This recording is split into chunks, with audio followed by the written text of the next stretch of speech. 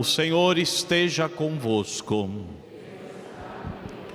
Proclamação do Evangelho de Jesus Cristo, segundo Lucas. Aconteceu que num dia de sábado, Jesus foi comer na casa de um dos chefes dos fariseus, e eles o observavam.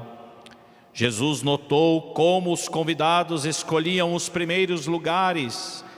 Então contou-lhes uma parábola. Quando tu fores convidado para uma festa de casamento, não ocupes o primeiro lugar. Pode ser que tenha sido convidado alguém mais importante do que tu, e o dono da casa, que convidou os dois, venha te dizer: dá o lugar a ele. Então tu ficarás envergonhado e irás ocupar o último lugar. Mas quando tu fores convidado, vai sentar-te no último lugar.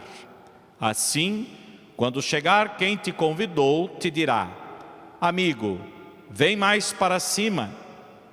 E isto vai ser uma honra para ti, diante de todos os convidados. Porque quem se eleva será humilhado, e quem se humilha será elevado. E disse também a quem o tinha convidado: quando tu deres um almoço ou um jantar, não convides teus amigos, nem teus irmãos, nem teus parentes, nem teus vizinhos ricos, pois estes poderiam também convidar-te, e isto já seria a tua recompensa. Pelo contrário, quando tu deres uma festa, convida os pobres, os aleijados, os coxos, os cegos. Então tu serás feliz, porque eles não te podem retribuir. Tu receberás a recompensa na ressurreição dos justos. Palavra da salvação.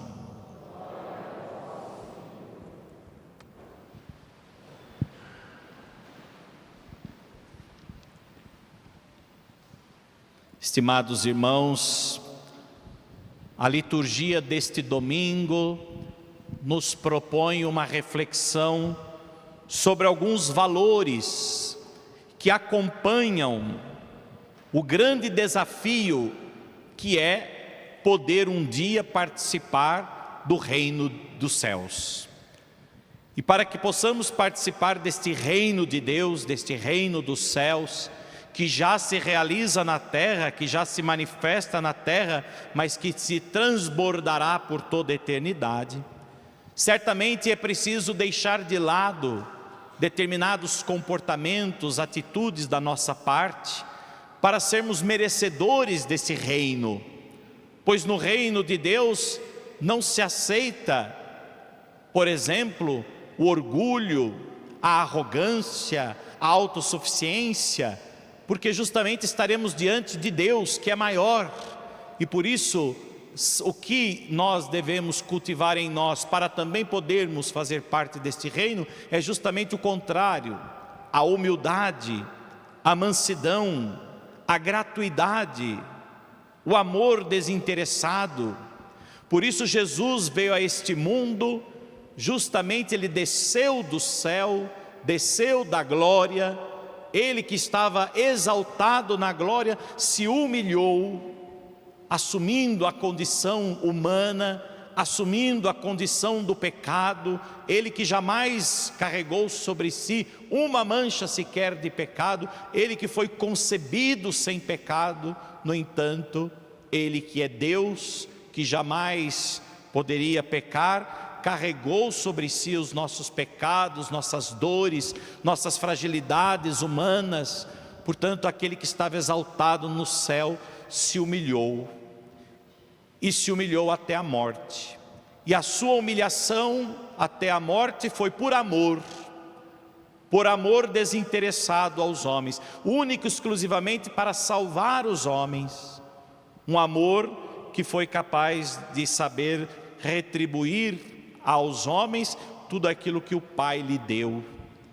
A humildade de Jesus em se fazer servo de todos, lavando os pés dos seus discípulos, quando era para que eles lavassem os pés do seu Senhor, unindo-se aos pobres, aos doentes, aos sofredores, no corpo e na alma.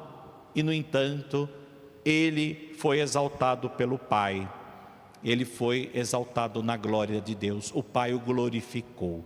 Portanto, a humildade de Jesus é exemplo da sua humildade, que nós devemos também buscar esta mesma humildade. Jesus, manso e humilde de coração, fazei que o nosso coração seja semelhante ao vosso, ou seja, em humildade, em mansidão. Portanto, olhando para as leituras de hoje, nós vemos estes valores, sobretudo da humildade. Na primeira leitura, um sábio do início do século II antes de Cristo aconselha a humildade como caminho para ser agradável a Deus. Se queremos agradar o Senhor, ser humilde. Se queremos ter êxito nesta vida e ser feliz, ser humilde. Portanto, a humildade é que agrada a Deus, diferente do orgulhoso, do egoísta, do injusto, do autossuficiente, daquele que só despreza as pessoas, aquele que se sente maior do que todos, pela arrogância. Este, pelo contrário, diz a leitura, é como que uma raiz plantada no seu íntimo, não tem jeito, né? Quando a gente vai cortar alguma árvore, ou enfim, nós vemos que as raízes são profundas, e nós não temos a consciência, nós não temos muitas vezes a percepção do alcance onde vão as raízes, né?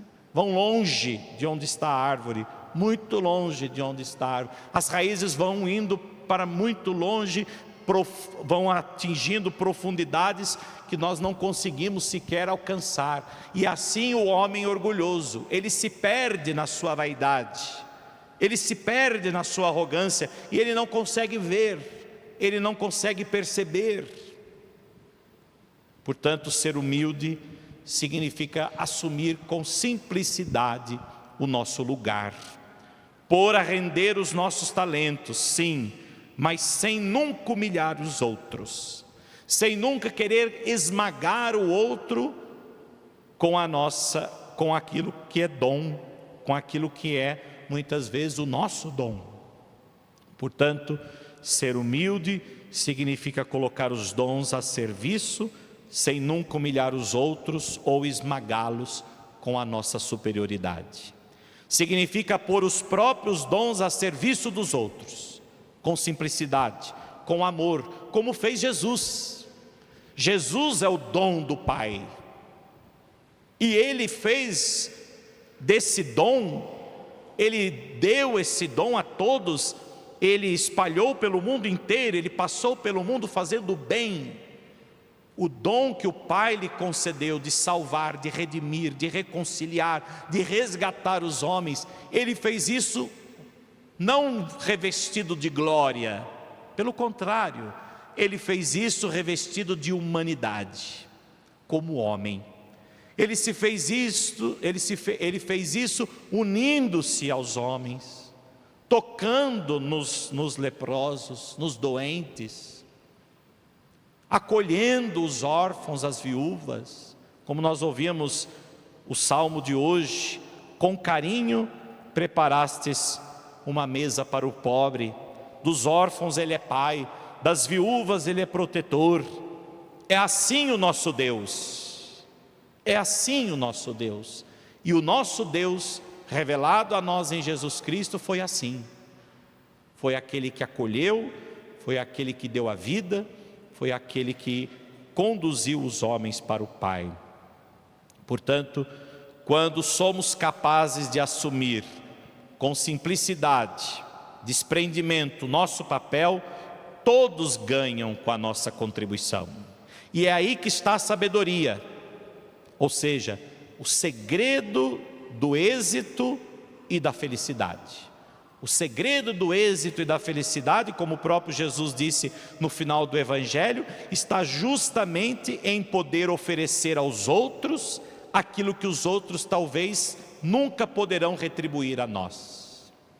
Quantas vezes um dom que nós temos, uma qualidade que nós temos, um gesto que nós temos, quantas vezes uma capacidade que a gente tem, quando é colocada a serviço de alguém que precisa justamente daquilo que nós podemos oferecer, e que ele muitas vezes sequer poderá retribuir, mas quando aquilo ajuda realmente, integra o outro, salva o outro, como isso nos alegra, como a gente se sente feliz em poder de fato colaborar com algo que nós podemos, sobretudo com aquele que não pode retribuir a nós. É diferente do outro que pode retribuir da mesma forma ou até depois mais do que nós mesmos, não é? A gente faz, a gente ajuda, mas a gente ajuda já pensando na retribuição, e isso não satisfaz. Pode até de certa forma nos contentar, mas não nos satisfazer plenamente, como fez Jesus. Portanto, Jesus é um modelo para nós. Jesus fez por nós aquilo que nós jamais poderemos fazer por Ele. Jesus nos salvou, né?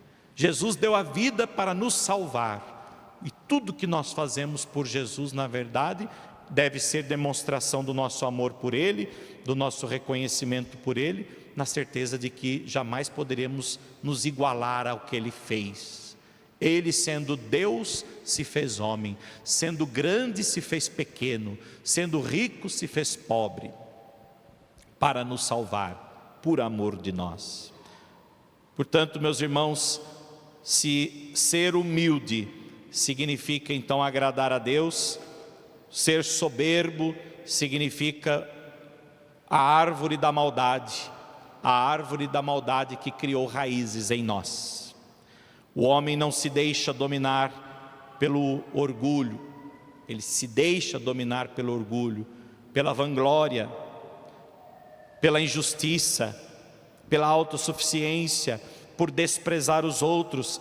O homem orgulhoso é o homem que deixa de precisar de Deus, olha todos com superioridade e com frequência pratica gestos de prepotência que o tornam temido, não admirado e amado, né? O homem prepotente, que impõe a sua prepotência sobre o outro, sobre o pequeno, sobre aquele que muitas vezes também precisa dele, ele se impõe sobre o outro pelo temor. O outro o respeita por medo, não por admiração, não por amor. Agora, o homem que se coloca a serviço do outro, o homem que é poderoso, o homem que pode propiciar coisas boas a alguém e assim o faz por amor, ele se torna amado, admirado, reconhecido e não temido. Portanto, meus irmãos, quem procura colocar-se a serviço dos irmãos será chamado pelo Senhor a tomar parte no banquete das alegrias celestes. Quando Jesus no Evangelho de hoje diz que é preciso escolher o último lugar, na verdade isso era uma forma, uma expressão, né? Dizer para escolher o último lugar é uma expressão que Jesus quer dizer: seja humilde para que você possa ser chamado para o primeiro lugar, que na verdade não é aqui neste mundo. O primeiro lugar é a recompensa que Deus está reservando para você. Portanto, que aqui na terra nós procuremos sim os últimos lugares, porque quem é que ficava no último lugar? Quem é que ficava lá na porta quase? Eram os servos, os servidores, né? Os que serviam. Sobretudo no tempo de Jesus, os que ficavam na porta eram aqueles que colaboravam com os outros para lavar-lhes os pés quando chegavam, para lavar-lhes as mãos, etc. Eram os servos, os servidores, os serviçais.